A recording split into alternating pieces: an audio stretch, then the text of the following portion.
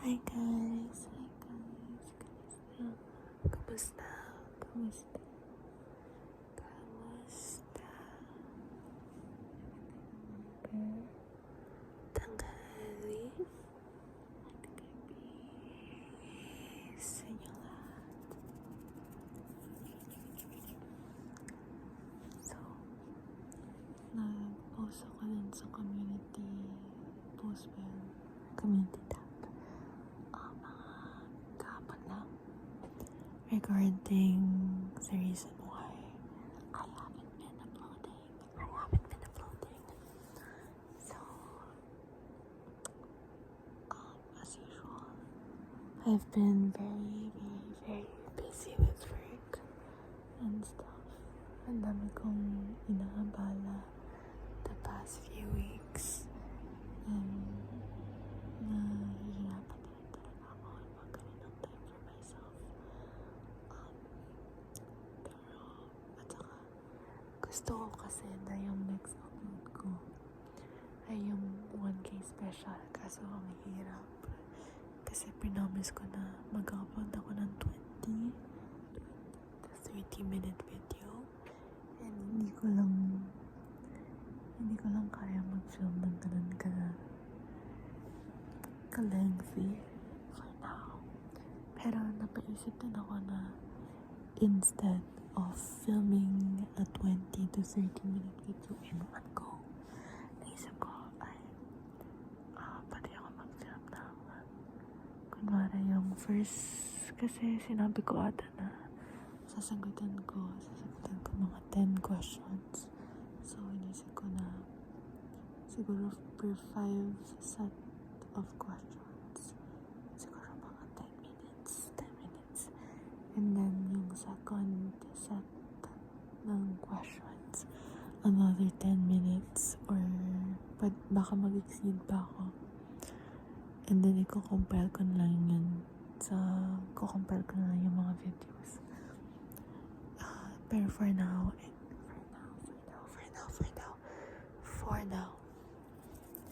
gusto ko lang mag-upload a little something for you guys.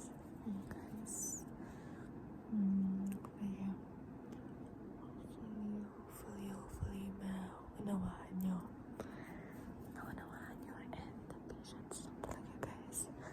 At saka sinabi ko na rin to sa dati kong mga videos na hindi ko iiwan tong channel na to. Pag hindi ako nag-post ng siguro let's say 2 weeks or kahit 3 weeks, like hindi ibig sabihin na nag-quit na ako ng ASMR. Kasi kung mag-quit man ako ng ASMR, if ever man na mangyari yun, ipapaalam ko sa inyo, hindi yung bigla na lang ako mag-stop mag-post. And so far, okay lang naman sa akin na mag-post kasi na-enjoy ko pa rin yung gawa ng ASMR video. Bali, yung problema lang is yung length of the video. Yun lang yung problema. Pero, kaya ko naman mag-upload ng mga short ASMR videos to compensate. And yeah, I have a couple of items here with me, and yun lang yung gagamitin ko for tingles.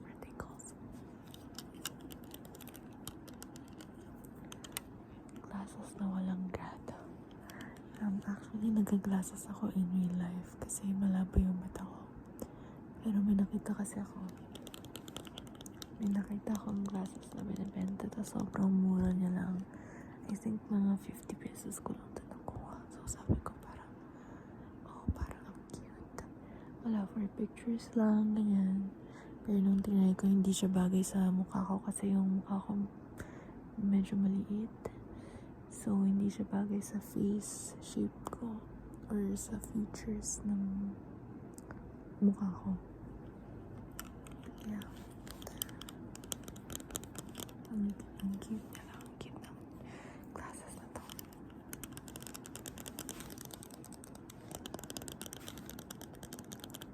Yung grado sa left eye ko, mga nasa 300. Tapos yung kabilang ay 350.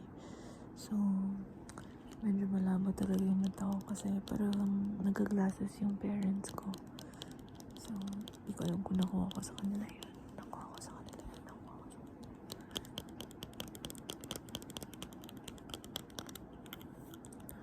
Pero hassle din kasi mag-glasses minsan. Lalo na kung kunwari nag-aangkas ako. Kasi minsan, nag-aangkas na lang ako kasi ang convenient, diba? Like, mas mabilis ka makarating sa destinasyon pag nakamotor. So, pag suot ko yung glasses ko, tas naka-helmet ako, parang may uncomfy siya. Hindi siya comfortable. So, hindi ko sinusuot yung glasses. Minsan. Pero kung kunwari nagbabasa ako or may kailangan akong basahin tapos blurry siya or malayo siya, syempre nag-glasses ako. Ayan.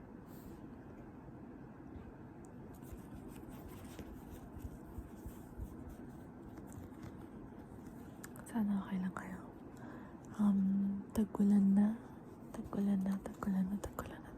Bale, tapos na yung summer para sa atin. In Western countries or in other countries, nag-start pa lang yung not even Western, like sa kunwari kahit sa East Asia, start ng summer nila ay June, I think June to August. While yung sa atin naman ay start ng tag-ulan ay I think actually May pa lang tag-ulan na, pero mas maulan pag June. Yun yung parang madaming class suspensions. July, alam ko maraming class suspensions. Also curious ako talaga. Ano yung mas prefer nyo?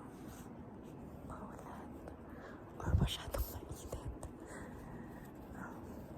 Honestly, preference ko ay rainy. Pero I think it's a privilege for me to say this. Kasi alam ko, maraming areas yung prone sa mga flooding. Ito kasi sa area namin hindi siya nagka-flood. So yun. Pero pag nasa labas ako, ayoko na umuulan. Pero kung nasa bahay lang ako, okay lang umulan. Pero yun nga, at someone's expense, like,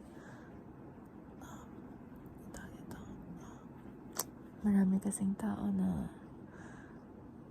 nauulanan or wala silang bahay na matitirahan, so mahirap pag umuulan.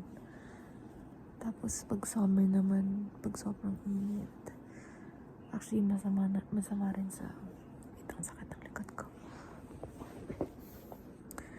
Pag sa summer naman, like, grabe yung init, para ka nasa impyerno.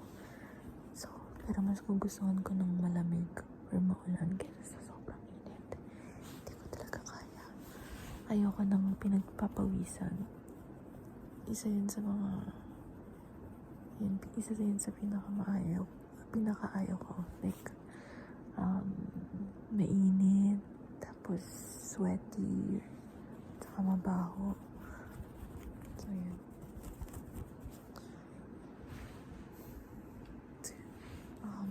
I hope okay lang kayo.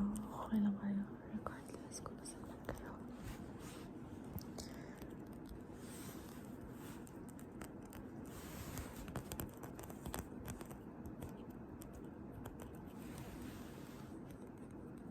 Siguro lagi kang magdala ng umbrella, ng payong in case. Kasi hindi niyo talaga masasabi the past few days. Like, I think at least once a day umuulan. Kaya importante magdala ng payong. Kung sa summer kailangan magdala ng tubig. I mean, kailangan naman talaga magdala ng tubig araw-araw kasi you need to stay hydrated. Pero yun, kailangan magdala ng payong kasi pwede kayo magkasakit pag magpaulan kayo. Or kung hindi payong, siguro cap or jacket. Basta yung may makakover yung ulo nyo at mukha nyo. Ang cute na yung clip nito. Kasi hindi ko siya masyado sinusuot kasi feeling ko parang masyadong extra or masyadong fancy tingin. Parang pang prom siya or yung mga formal events talaga.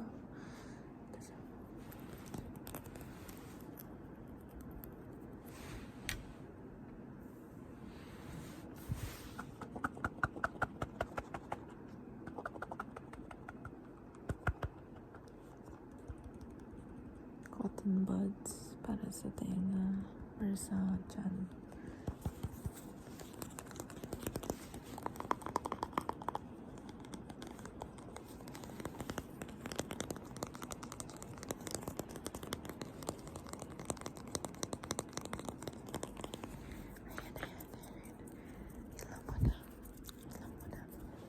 Makatulong to sa inyo pampatulog. And I'll see you guys in my next video. Goodbye. Ingat.